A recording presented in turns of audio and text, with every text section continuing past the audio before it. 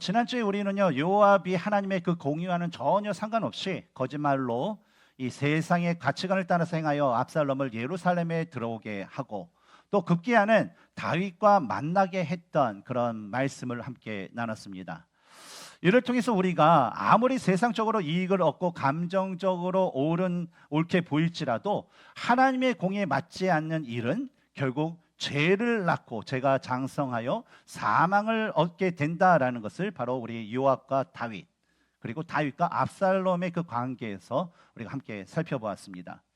그리고 그 이어지는 오늘의 그 본문에서는 회개하지 않는 그 죄가 장성하여 다윗의 왕권의 가장 큰 위기가 되었던 바로 압살롬의 반역 사건에 대한 그런 이야기가 나오는데, 우리는 이 이야기를 통하여서 사단이 하나님의 그 나라를 무너뜨리기 위해서 죄의 노예가 된 자를 어떻게 사용하시는지에 대해서 함께 나눠보기를 원합니다. 첫 번째로 사탄은요, 악한 의도를 숨기고 자신의 힘을 과시하는 데 집중을 한다라는 거예요. 1절을 보면 그 후에 압살롬이 자기를 위하여 병거와 말들을 준비하고 호위병 50명을 그 앞에 세우니라 라는 말씀이 나옵니다. 우리가 지난주도 그렇고 13장도 그렇고 12장도 그렇고 누가 이 주도하느냐에 따라서 어떤 역사가 벌어지는 거에 대해서 우리가 함께 나눴어요. 그래서 하나님께서 나단을 보내신다 해서 하나님이 주도하실 때는 뭐예요? 회개 역사와 다시 되돌림의 역사가 일어났지만 사람이, 그렇죠? 암논이 하고 어떤 사람이 역사할 때는 그것이 뭐예요? 결국 죄를 낳게 되는 그 이야기를 우리가 계속 지켜보았습니다. 근데 오늘 1절을 딱 보니까 누가 또 주관을 한다는 거예요? 압살롬. 근데 이 압살롬인 사람 뭐였어요? 지난주에 살인했던 살인자였어요. 그리고 회개하지 않은 죄인이었다는 겁니다. 근데 그 압살롬이 자기를 위하여 병거와 말들을 준비하고 호위병 50명을 그 앞에 세우는 일을 하면서 뭔가가 지금 뭔가 일이 일어날 것 같은 그런 분위기를 우리에게 주고 있죠. 압살롬은요, 이복형 암논을 계획적으로 살해를 했습니다. 살해를 한 후에 그 외할아버지가 통치하고 있는 그 구스를 도망하여서 그곳에서 3년이라는 시간을 보내게 돼요. 처음에는 자신이 암논을 죽인 그 이유 때문에 암논의 측근들이 자신을 죽일까봐, 또한 자신이 지은 죄로 인해서 아버지가 사람들을 시켜서 자기를 잡아갈까봐 외할아버지의 그 보호 아래서 자기가 보호를 받기 위해서 처음에 그것으로 도망가게 되었습니다. 그러나 1년이 지나도 2년이 지나고 또 3년이 지나도 누구도 그에게 오는 사람들이 없고 또 이 압살롬 자신도 구슬 땅 밖으로 나갈 수 없기 때문에 마치 이게 본의 아니게 귀양살이와 같은 그런 3년의 시간을 바로 이 구슬 땅에서 보내게 되었다라는 거죠. 근데 구슬에서 3년을 보내던 어느 날 이 예루살렘에 있던 요압이 두고와 여인을 이용한 관계로 다윗을 설득시키고 압살롬을 드디어 예루살렘으로 들어오게 하였습니다. 그래서 이 일로 인해서 마치 압살롬이 3년 동안의 구슬에서 그냥 자신의 죄에 대해서 회개한 것 같았고, 또 예루살렘에 돌아온 후에 2년 후에 요압에 의해서 다윗과 압살롬이 서로 포옹도 하고 입맞춤도 하면서 끊어졌던 어떤 아버지와 아들의 그 관계, 사랑의 어떤 그 관계가 회복된 것처럼 보이기도 하였습니다. 그런데 그 이야기가 있은 후에 오늘 이어진 오늘 본문을 보면 압살롬의 모습에서 이상한 기운을 우리는 찾아볼 수가 있어요. 일반적으로 죄를 지어서 고향, 집을 떠났다 돌아온 아들이라면 어떤 모습을 가질까라는 그런 생각을 해볼 필요가 있어요. 죄를 지었는데 나갔어요. 우리 애들도 잘못하면 엄마 아빠 무서워서 가출하는 애들도 있잖아요. 근데 가출해서 돌아와요. 그럼 그 자녀들이 보여야 될 일반적인 모습 뭡니까?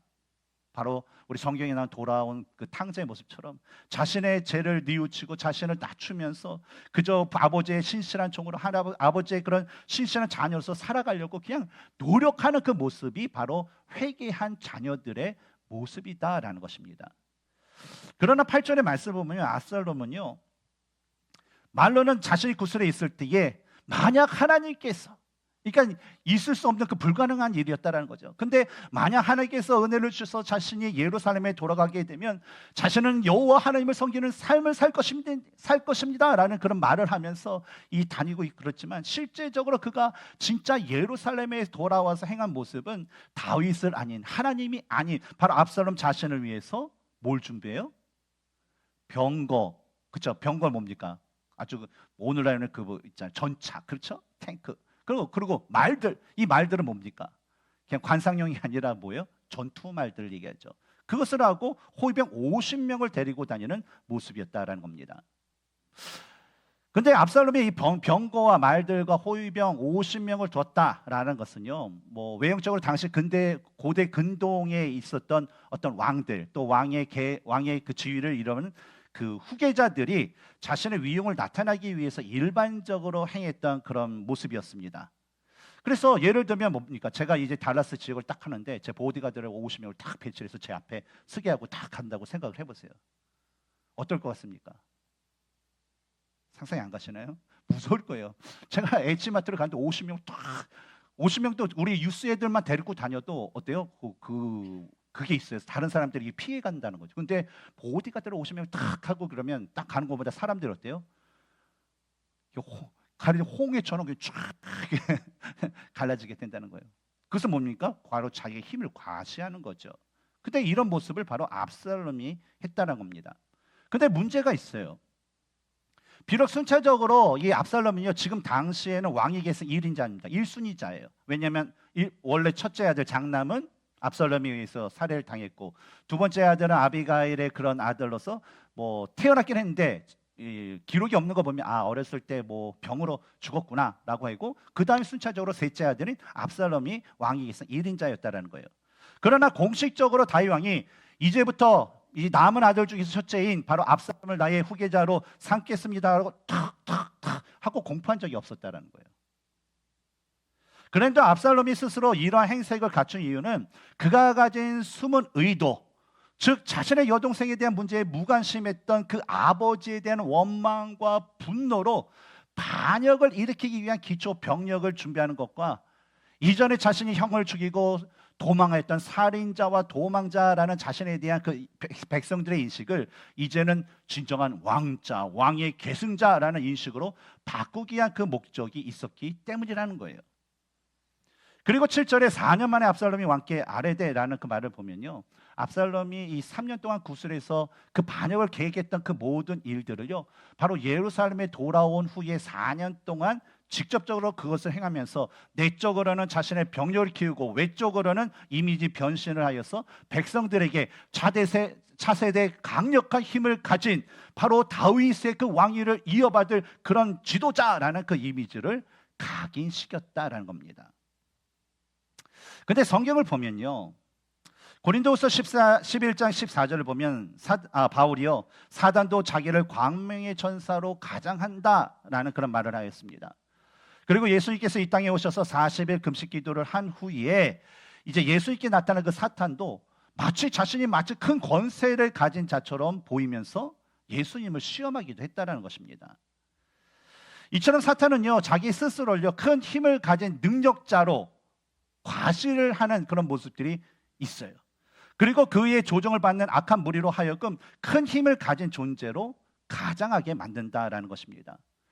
사탄이 왜 이런 것을 하냐면, 그래야지 사람들의 시선을 끌 수 있고, 그래야만 사람들에게 사람들로 하여금 집중하게 만들 수 있기 때문이라는 것이죠.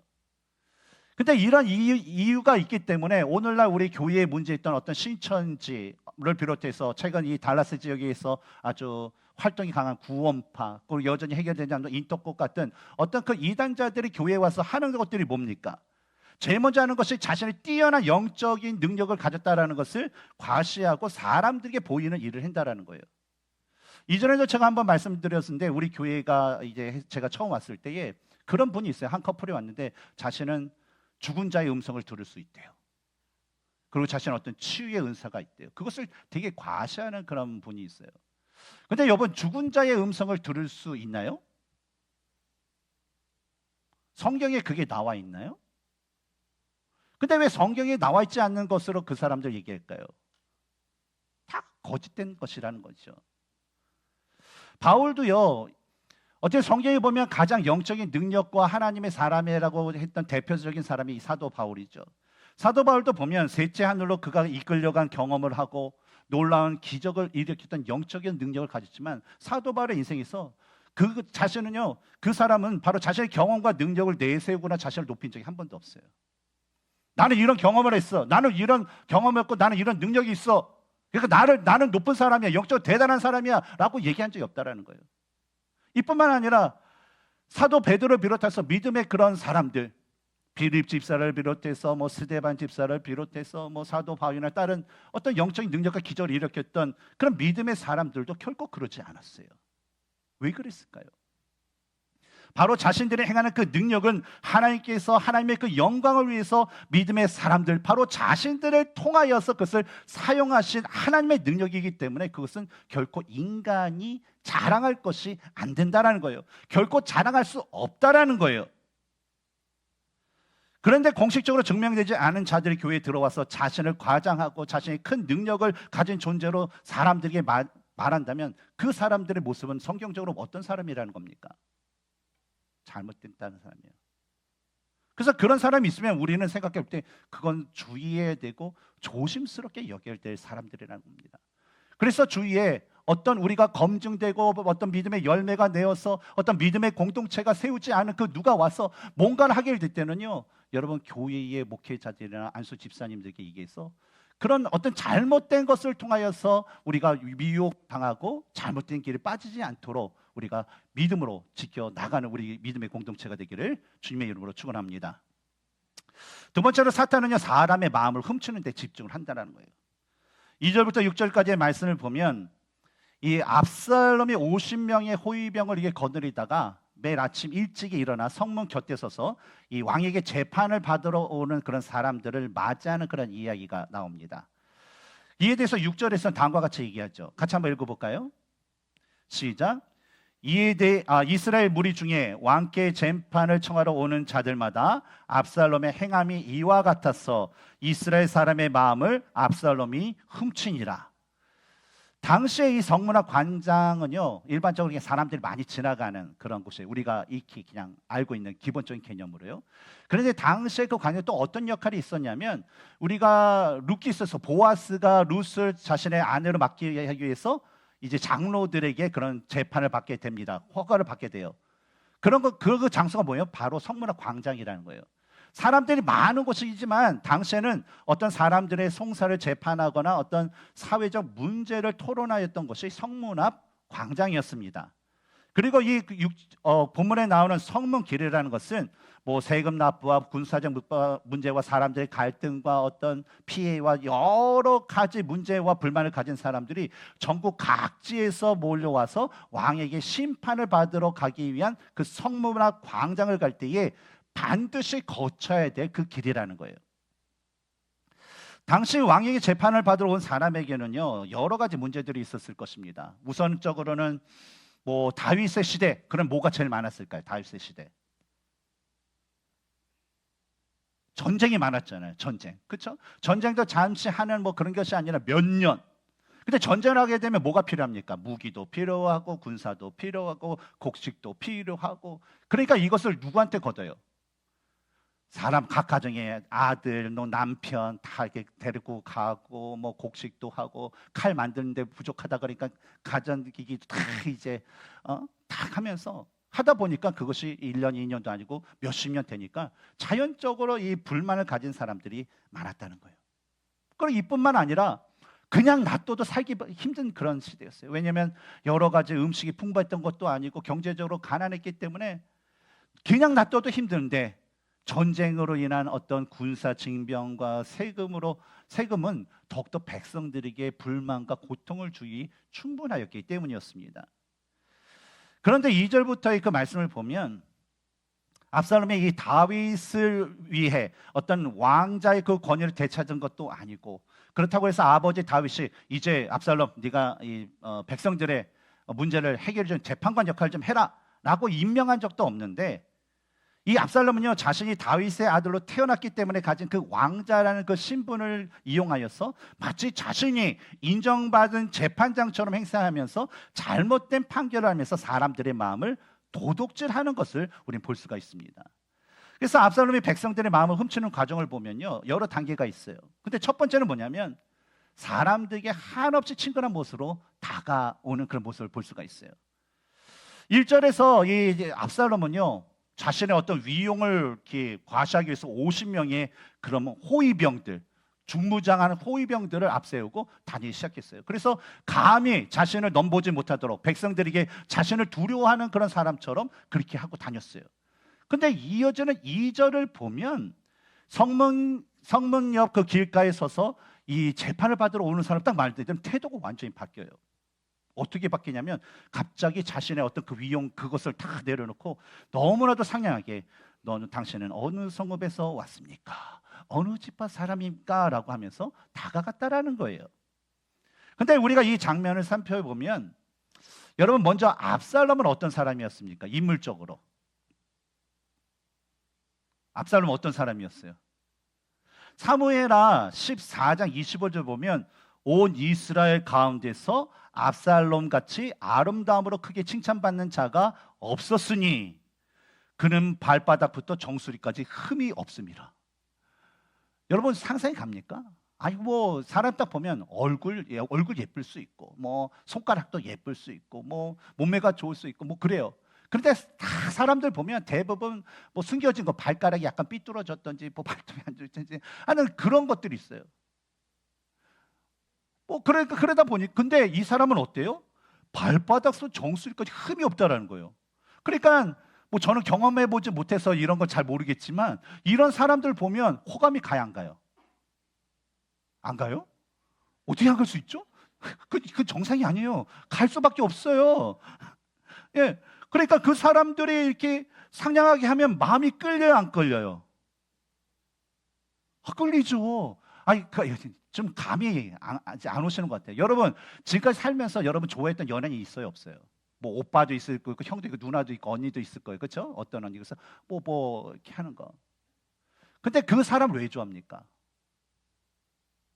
왜 좋아해요? 멋있으니까, 잘생겼으니까, 예쁘니까 좋아하죠. 근데 그런 사람들이 딱 와서 안무기 씨, 차 한잔 하실까요? 어디서 오셨어요? 그러면 그러면서 갈 사람 있어요? 없어요? 그럼 그런 그 완벽한 사람이 오면요 그냥 관심이 갈 수밖에 없는 거예요. 왜요? 너무 세상적이 보여요? 이 인간의 내추럴한 모습이에요. 예. 근데 압살롬이 어떤 사람이었어요? 바로 이런 사람이었다는 겁니다. 그런데 이런 사람이 이 압살롬이 지방에서 상경하여 온 예루살렘에 온 사람에게 그런 상냥의 모습으로 어디에서 오셨나요? 뭐 도움이 필요하신가요? 라는 그 의미로 물어봤을 때 일단 그 사람에게 어때요? 호감이 가고 시선이 갈 수밖에 없다라는 거예요. 근데 바로 압살롬이 그랬다는 거죠. 또 두 번째로 압살롬이요 백성들이 가진 송사의 내용이 무엇인지도 모른 채 만나자마자 3절에서 보라 내일이 옳고 바르다라는 그 말을 하면서 말로 사람들의 환심을 얻는 것을 볼 수가 있습니다. 왜냐하면 여러분 억울한 일, 좀 속상한 일을 당한 그 사람은요 항상 누군가가 자신의 마음을 알아주기를 원해요. 그래서 누군가가 자신의 편이 되어주기를 원하는 그 심령이 마음이요 일반 사람들에게 다 있어요. 그런데 그때 멋진 모습, 발바닥부터 정수리까지 흠이 없는 그것도 왕자야. 근데 이런 사람들이 딱 오더니 당신 일이 옳고, 아니 내가 얘기도 안 했는데 옳대. 당신이 바르고 듣지도 않았는데 내가 바르대. 이런 말을 해줬을 때 어때요? 사람들은 그에게 좋은 마음을 가질 수밖에 없는 것입니다. 또 세 번째로 3절 후반부를 보면 압살롬이 내 송사를 들을 사람을 왕께서 세우지 아니하셨다라는 그 말을 하면서 왕이 백성들의 고충과 문제에 대해서 전혀 무관심하다라는 그 거짓말로 이 왕과 백성들 사이를 이간질하는 것을 볼 수가 있습니다. 이것은요 오늘날 이단자들이나 사기꾼들이 전형적으로 사용하는 방법으로 이간질이라는 것은 뭐예요? 바로 교회 리더들과 성도들을 분리시키고 성도와 성도 사이를 또 사람과 사람 사이를 떨어뜨리기에 가장 효과적인 그런 방법이라는 거예요. 그래서 보면 뭡니까? 우리가 주의하게 되면 사람들이 같이 얘기하다가 한 사람이 빠지게 되면 어때요? 그때서 문제가 생기게 되고 갔다 오면 분위기가 달라져. 왠지 나는 왕따 된 것 같아. 알고 보니까 저 사람이 내가 간 사람이 뭘 얘기했어. 그래서 다음 기회에 그 사람이 또 화장실 가잖아요. 그러니까 또 자기 얘기를 해요. 그러니까 그 사람이 딱 오더니 또 분위기가 달라. 근데 이것이 순환된다라는 거죠. 근데 그것이 뭐예요? 바로 이간질이라는 거죠. 네 번째로는 4절에서 압살롬이요, 내가 이 땅에서 재판관이 되고 누구든지 송사나 재판할 일이 있어 내게로 오는 자에게 내가 정의를 베푸기를 원하노라라고 말을 하면서, 압살롬이 다윗 왕은 무능력하고 나만이 바로 정의로운 재판을 할 수 있다라는 어떤 과장된 거짓말을 하여서 백성들의 마음을 자신에게 집중시키는 것을 볼 수가 있어요. 다윗이요, 이 밧세바 그 사건으로서 사실 그의 인생에 있어서 아주 치명적인 그런 약점을 얻게 되었습니다. 상처고 또 잘못이었죠. 그러나 여전히 다윗은요, 그 이스라엘의 하나님께 기름 부음을 받은 이스라엘 왕이었다라는 거예요. 그런데 아무런 근거가 없이 왕을 깎아내리는 압살롬의 그 말을 듣고 왕에게 그런 마음을 떠난 그 사람에게 압살롬이, 나는 그들을 위해서 무언가를 하고 싶습니다. 나는 당신을 위해서 진짜 정의를 행할 수 있는 사람입니다 라는 그 말을 들었을 때 백성들의 마음은요, 모두 이 압살롬에게 집중될 수밖에 없다는 거예요. 근데 압살롬이 그렇게 일을 했다는 거죠. 그 다음에 다섯 번째로, 사람이 가까이 와서 그에게 절하려 하면 압살롬이 손을 펴서 그 사람을 붙들고 그에게 입을 맞추니라. 여기서 입을 맞춘다라는 것은 뭡니까? 바로 내 가족, 내 친한 친구, 그냥 한 몸처럼 여긴다라는 그런 친근함의 그 표현입니다. 그런데 이제 압살롬이 그 사람에게 이렇게 여러 가지 상냥한 말도 하고 뭐 과시도 하고 그러면서 하니까 그 사람은 어때요? 압살롬이 자기의 어떤 구원자처럼 느껴지는 거예요. 주인처럼 느껴지는 거예요. 그래서 다 끝나고 나서 이 압살롬이 앞으로 압살롬만 믿으면 되겠구나, 압살롬에게 와그면 되겠구나 하고서 이제 가려고 다 이 절을 하려고 했는데 그 발바닥서부터 어디까지요? 정수리까지 흠이 없던 그 왕자인 그 압살롬이 왜 그러십니까? 어깨를 탁 이렇게 해주고 호응도 하고 입맞춤하면서, 당신은 나의 절친입니다. 당신은 나의 가족이나 마찬가지, 나의 아주 그런 친구와 마찬가지입니다 라고 했을 때 어때요? 그 사람의 그 마음을 어때요? 훔칠 수밖에, 가질 수밖에 없는 그런 일을 했다는 거죠. 마음이 상하고 어려움에 처한 사람들은요, 참 감정적으로 쉽게 무너지기도 하지만 감정적으로 쉽게 잘못된 판단을 할 수가 있습니다. 바로 압살롬이 이러한 백성들의 심리를 이용하여서 자신이 그들을 이해하고 사랑하는 가족과 동료처럼 다가가서 그들의 마음을 어떻게 했다고요? 훔쳤다라는 거예요. 근데 지금 보면 7절을 보면 압살롬이 이런 일을 뭐 한 달이든 뭐 1년이든 뭐 2년이든 한 게 아니라 장차 몇 년 동안 했다는 거예요. 4년 동안. 그것도 뜨문뜨문? 아니요, 매일, 거의 제가 볼 땐 거의 매일이요. 거의 눈 뜨면 50명 딱 데리고 가서 갔다가 이렇게 하다가 성문만 딱 하면 이렇게 해서 어떻게 왔냐고 이렇게 하면서 그런 일을 4년 동안 했다라는 것이죠. 근데 이 일을 했을 때 이로 인해서 얼마나 많은 지파의 사람들이, 얼마나 많은 그런 사람들이 압살롬에게 마음을 뺏겼는지를 우리는 이 사건을 통해서 충분히 알 수 있다는 거죠. 마찬가지로 오늘날 교회에도 성도들의 마음을 훔치는 그 사람이 큰 문제를 일으킵니다. 왜냐하면 몸의 각 부분이 건강하고 그 기능을 감당할 때, 연합하여서 하나가 될 때에 바로 건강한 몸을 이룰 수 있습니다.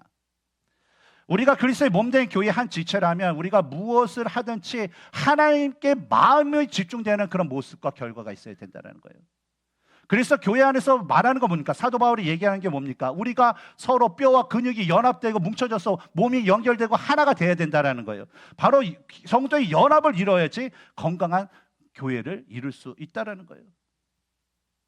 그래서 우리가 하는 어떤 찬양과 봉사와 우리의 말과 행동과 그 모든 것들은요, 어떤 사람에게 집중되는 것은요 성경적이지 않아요.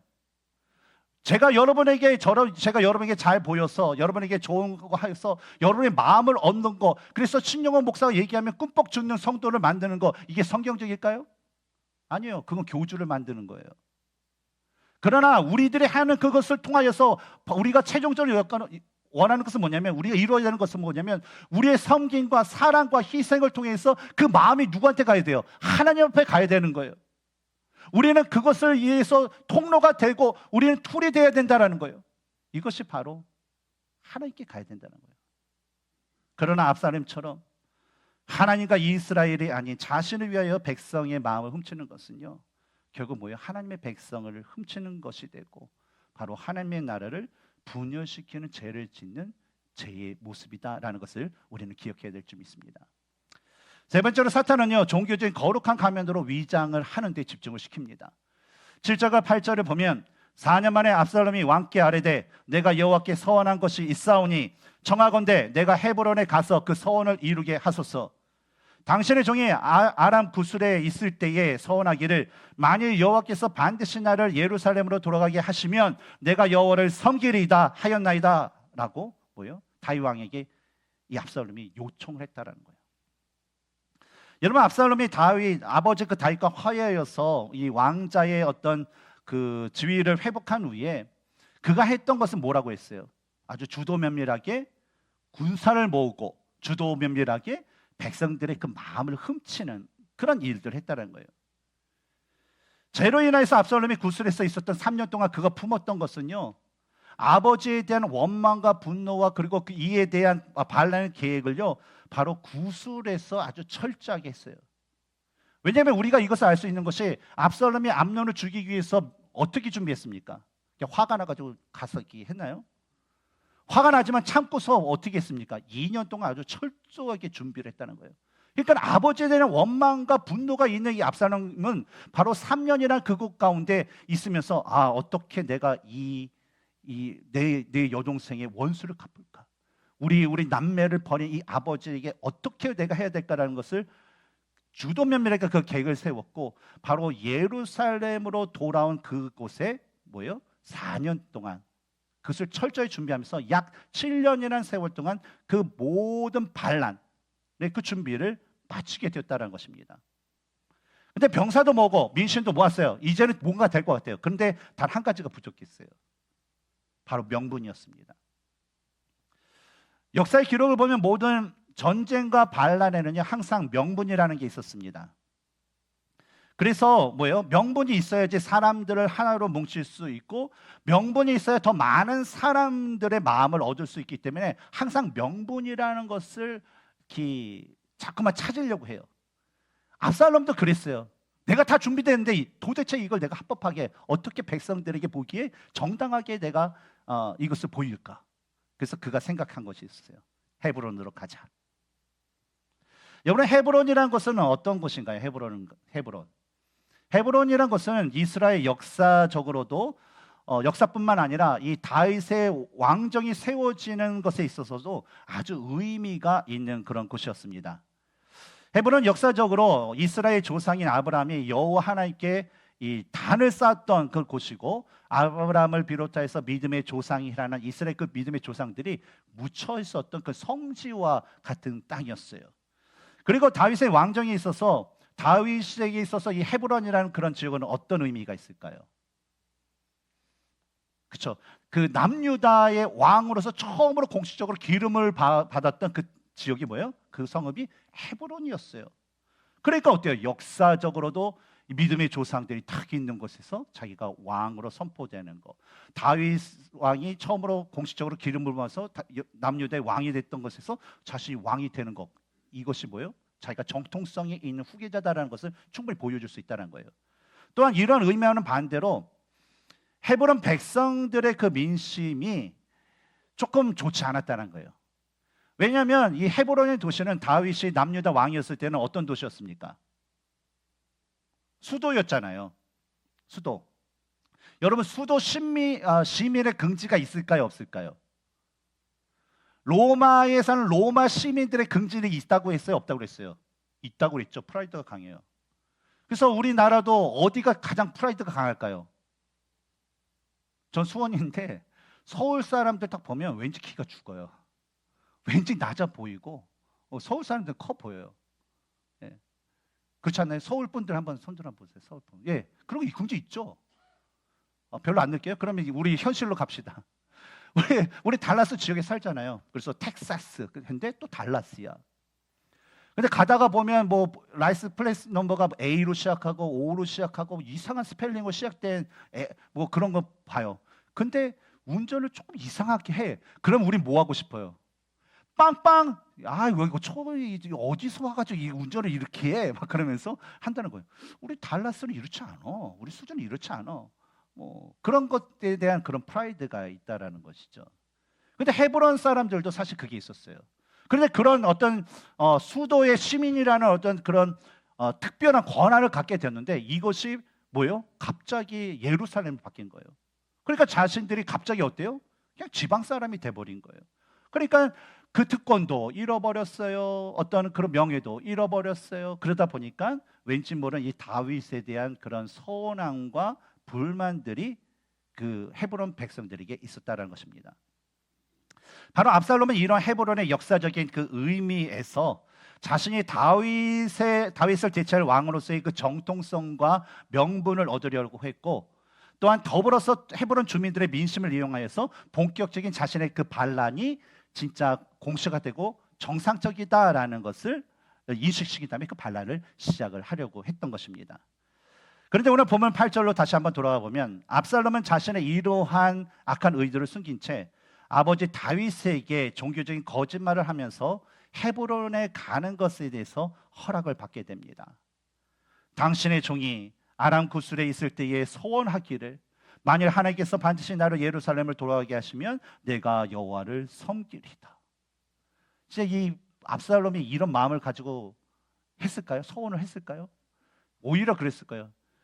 만일 여호와께서 나를 데려오게 하면 내가 원수를 갚으리다라는 그 말을 실적으로 했을 거라는 거죠.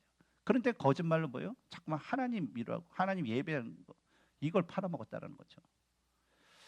실제적으로 반란을 시작하기 위해서 헤브론에 가는 것임에도 불구하고 압살롬은요 7년 전 자기가 예전에 그러니까 구술에 있을 때서부터 자기가 그 죄에서 회개를 하고 제 자신이 진짜 예루살렘에 가게 되면 내가 평생 동안 하나님을 내가 진짜 예배하는 그런 섬기는 자로 섬기겠다라는 그 소원의 그 말을 했다라고 하면서 어때요?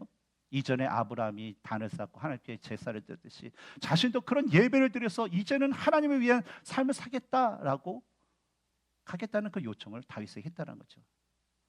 결국 압살롬이 자신의 그 죄로 인해 생긴 그 목적을 이루기 위해서 어떤 짓까지 하는 거예요? 하나님의 이름을 팔아먹은 거예요.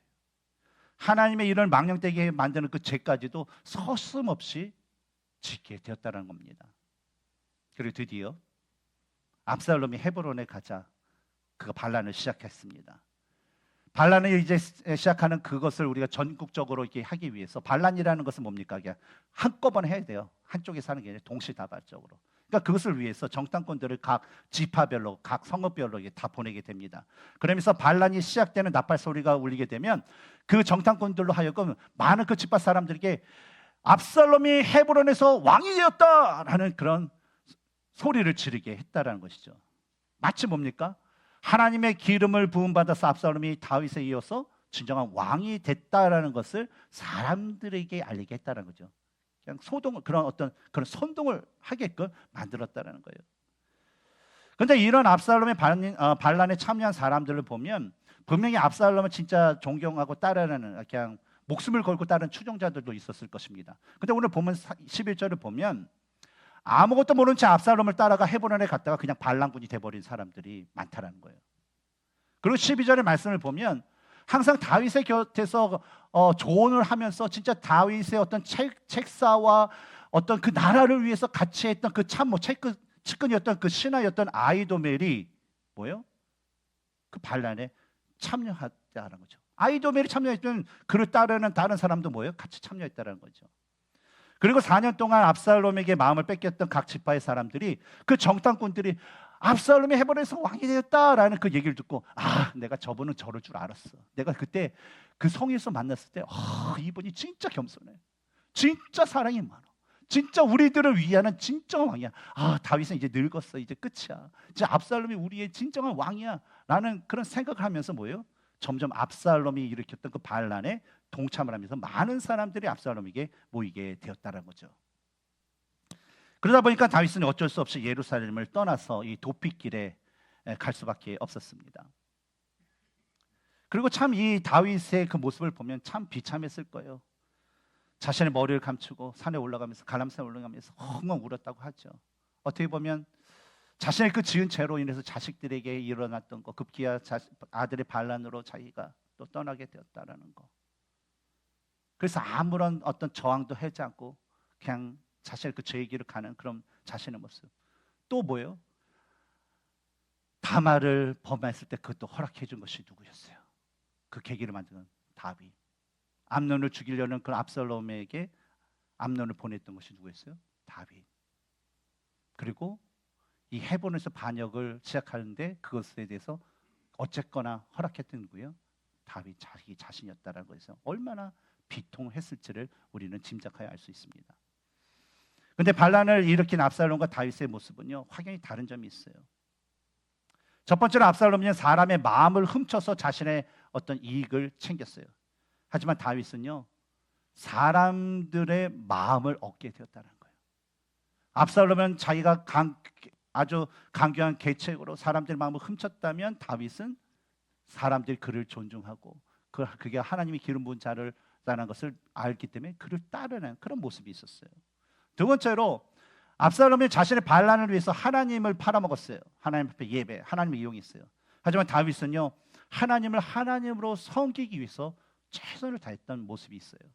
예를 들면 우리가 읽지는 않았지만 본문에 나오는 사독과 아비아달 제사장들이요, 다윗이 이제 떠나게 되자 다윗을 따라가기 위해서 하나님의 언약궤를 메고 이게 나가려고 했습니다. 그랬더니 다윗이 노 내가 지금 이 도피길에 가는데 하나님의 궤를 그렇게 이 광야 가운데 도피길 가운데 같이 할 수 없다.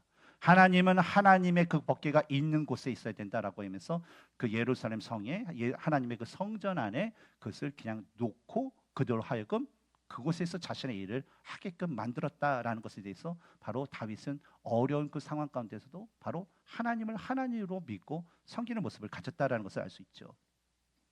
또 세 번째로 압살롬이 자신의 반란을 위해서 간교한 그 모든 방법을 사용하였지만 다윗은요, 자신의 모든 상황을 위해서 하나님께 기도한 사람이었다라는 거예요. 바로 31절에 다윗이 기도한 게 뭡니까? 하나님께 그 아히도멜이라는 사람, 그 배반한 사람, 그 사람이 하는 그 모든 모략을 어리석게 하여 주셔서 자신과 자신을 따르는 하나님의 백성들을 보호해달라고 기도했던 것처럼 말이죠. 이런 압살롬의 그 모습을 보면서 저는 야고보서 1장 15절 욕심이 잉태한 즉 죄를 낳고 죄가 장성한 즉 사망을 낳느니라는 그 말씀이 더욱더 실감나게 되었어요. 진짜 말씀을 그냥 읽었을 때는 뭐 욕심이 있어 죄를 지을 수도 있지 뭐. 근데 제가 조금 했을지 뭐 그게 얼마나 하겠어. 그럼 그냥 feel sorry 하고 회개하고 그냥 안 하면 되겠지. 라는 그런 생각을 했다는 거죠. 하지만 다윗의 모습을 통해서 어떤 욕심이 잉태해서 죄를 낳고 죄가 장성하는 게, 이 장성하다는 게 엄청나는 거고, 그것이 왜 사망에 이르게 되느냐를 딱 봤을 때 진짜 하나님께 합당하지 않는 악한 감정과 생각이 죄를 낳고 그 죄가 장성하여 어떤 일을 이렇게 만드는 것을 보면서 제 삶 가운데 내가 진짜 하나님의 그 사랑을 소유하되 이와 더불어서 내 안에 있는 그 작은 죄라도 하나님 앞에 그냥 넘겨서는 안 되고 하나님 앞에 회개하고 하나님의 긍휼을 구해야 된다는 것을 새삼스럽게 깨닫게 되었다는 겁니다. 그런데 마찬가지로 여러분의 삶 가운데서도 동일한 모습이 있었으면 좋겠어요. 우리 교회 안에서도 동일한 모습이 있었으면 좋겠어요. 우리는 하나님의 사랑을 가져야 되는 존재예요. 하지만 이와 더불어 하나님의 그 공의에 합당한 죄에 대한 문제를 우리는요, 그것을 조금이라도 그것을 넘겨서는 안 된다는 거예요. 왜냐하면 그것이 누룩처럼 퍼져서 모든 그 반죽을 버리게 만드는 것처럼 작은 죄가 바로 우리 자신과 우리 가정과 우리 믿음의 그 공동체를 죄악 가운데 빠뜨릴 수 있기 때문에 그렇습니다. 그러므로 우리는 하나님의 사랑을 소유하고 죄에 대한 문제를 하나님 앞에 온전히 맡기며 해결함을 받으면서 진짜 하나님께서 주시는 그 사랑과 은혜가 우리 삶 가운데 가득하기를 소원하면서 믿음의 삶을 다 함께 한 마음으로 한 뜻으로 나아가는 모든 성도님 되시기를 주님의 이름으로 축원합니다. 함께 기도하겠습니다.